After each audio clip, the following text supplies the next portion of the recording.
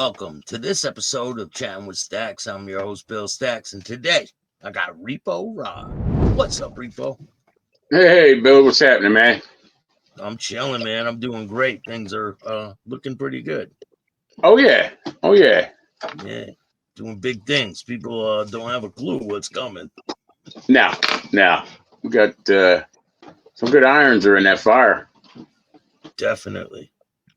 You Yeah, I know. appreciate all the people we got rolling Oh yeah. in, and I actually got together yesterday with Eddie. You had on the former California HA member, buddy of mine.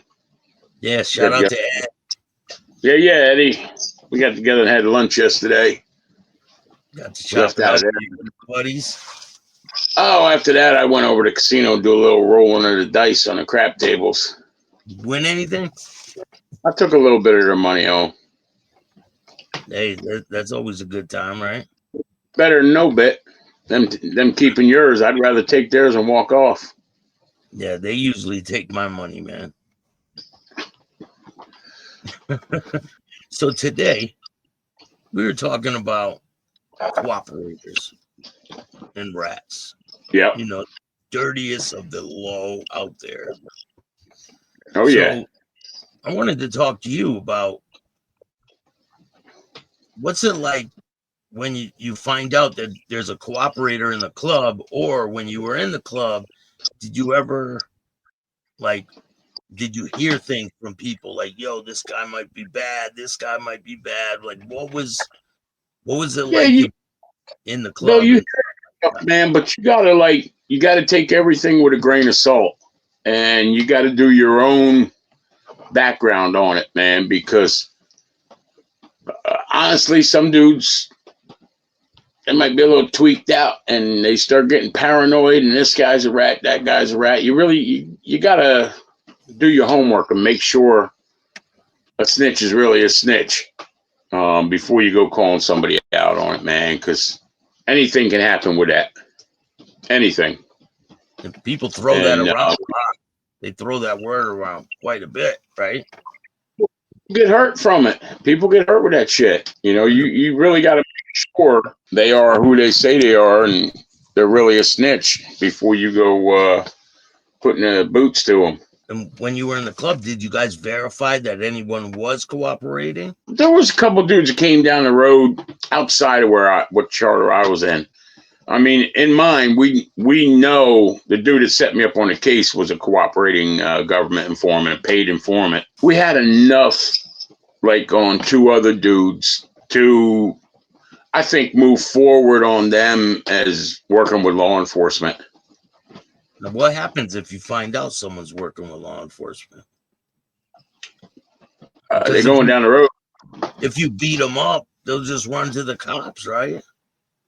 Yeah, but you know what? Go ahead and run to the cops. What you gonna do? Put assault charge on me? Go ahead. You know, Yeah. it's better off they're gone. Sometimes you just tell them, hey, put them in there and scare the crap into their pants, and we know, but present the proof. Have the proof there when you call this dude out. Because some motorcycle clubs have been known, even the Hells Angels have been known to kill people who cooperate with the government. Well, I won't confirm or deny, but so it's said. There's lots of them out there that have done that. There's some cases out there where they say, dudes was cooperating and other guys knocked them off. And the worst thing I think a lot of these dudes do is, especially in the 1% motorcycle club arena, is you got these guys out there that come in and they wind up cooperating witnesses for whatever reason, whether they were prior or during or after. And the cloth isn't cut the same anymore.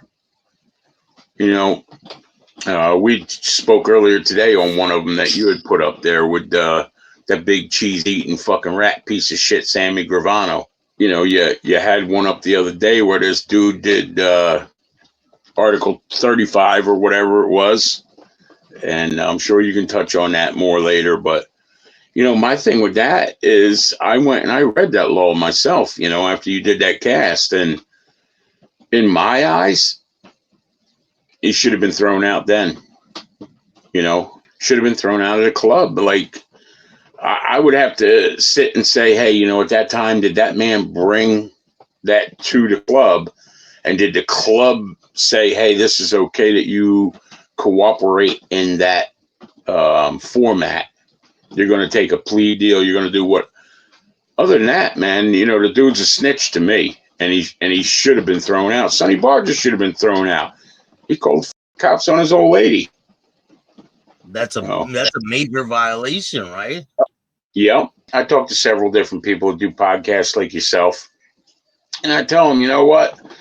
There's enough guys you've interviewed now across the board that were in so many different clubs, and you have such a means to still reach out and find out, and it you definitely want 110% quality coming out on your channels. But some of these guys, they'll whatever bullshit, they come up with this stupid ass video just to pop something off, and it's the wolf leading the sheep, man. The sheep need to open their eyes because they about to walk off the cliff where a whole other pack of wolves are at the bottom. Get a clue, man. Like, if you're not, yourself and a few others that I'm friends with, put it out there 110%. Maybe some dude will come along that ain't stand up, but if 98% of your stuff is, you'll go far with it. Pretty much the dude is not doing, in my eyes, he's not doing a podcast. He's doing a snitch fest. And probably what he did while he was locked up, because I think there's some records somewhere that somebody has of him trying to cooperate with corrections officials while he was in PC, and he wasn't out on the yard, and none of that. I don't get involved in none of that now, shit. people forget, man. If I can't reach out and deep, somebody else can. And if it ain't that person, it's going to be XYZ. But we're going to find your shit out. And we're going to be, as we talked about, we're going to put it out there. Who's a rat? That's going to take a lot of time and a lot of podcasts to actually put all the rats out there. What do you think of Sammy Gravano's cult following? Like, he's got a lot of people that are on his side. Look, I think Sammy Gravano, the lifestyle he was in, he knew the consequences, man. And he lived, outside of the realm, whacking people and stuff. But for him, it amazes me for him to cooperate. And he had, I forget what the total number of confirmed murders behind that. But he went and he did a drug dealer, and he got to protect. You knew the risk working for Gotti. You knew that. Every single day when you woke up, you knew what you was doing. You was going out there, whether you busted somebody up, you beat somebody down, you scared them, you took the money, the tax, whatever you want to call it. You knew exactly what you were doing. You, in turn, because nobody's going to help you out, you ratted. And you're the worst kind of snitch, man. Like, in that organization, as well as many others, you take the hit. And, Sammy would have done life, absolutely. John had to do life because Sammy couldn't do life. Yeah, but he's out there now. He's out there now, and he's calling people a fucking rat. Like, we watched that thing on Mike, where he was a snitch, and he's out there doing podcasts. I never rat. I never told on anybody. I didn't rat, and and his paperwork's out there where he was a snitch. What about Junior? What do you think of Gotti Jr.? He'll never could fill his father's shoes. That kind of, that old school OG, they're done and over, man.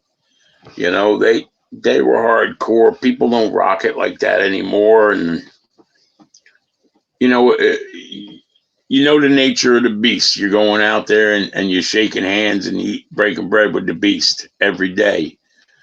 So yeah, you live a good life. John went and he did the remainder of his life in jail.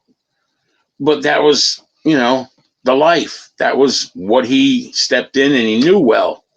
But what Sammy did to him was wrong. And anybody that says Sammy wasn't a rat, he's a fucking rat. Oh, they weren't going to stick up for me. The fucking dude, Jimmy, that was, I forget what show he was on, the Pagan. He was their cook and shit. And Jimmy yeah, D, well, yeah, Jimmy D. kill me. My own club was going to whack me, so I went and formed it. You bitch ass. Bitch. That was You, Jimmy D, right? Jimmy D, the guy with the crazy eyes. Did you know, know him on the street? Did you ever have run-ins with that guy? I never had a run-in with him, but I knew him on the streets. I knew of him, and I knew him. I'd seen him around. And, the dude was a cook and tweaker. And I think he's one of them that, like, buried himself too deep in the bag. He just never came back. He stayed a tweaker even when he ain't doing it. Did he go into the witness protection program? He did something, same like Sammy did, man. But that dude's got him, he said, I'm still here. And you're not, man. He buried himself so far out somewhere, wherever the government sticks them rats. I don't know, but poor Sammy, when he got relocated as a rat out on the West Coast, it ain't good enough that you're getting the government money every month. You're getting a place to live, and all you got to do is be nice. No, you go out and you want to get 10,000 ecstasy pills and start a dope dealing business. His excuse, Repo, is that his son was in some credit card trouble and he needed a bunch of money, but Sammy had the money to fix his son's whole problems. Yep. He's an idiot. The dude's an idiot, and he goes on there and he still talks like he's some gangster. The dude's a straight up punk rat. I think anyone don't get no more. That guy, it's disgusting. It really is. Dudes don't know how to take a hit no more. Just if you in that lifestyle, go out there, do your business, and you get a hit, you suck it up. That's the nature of the beast. Yeah, but everyone has an excuse. You know what I'm saying? Yep. Sammy says, "Oh, John was gonna throw me under the bus." Somebody always has an excuse. They say, like down in Philly, people call Joey Merlino a rat.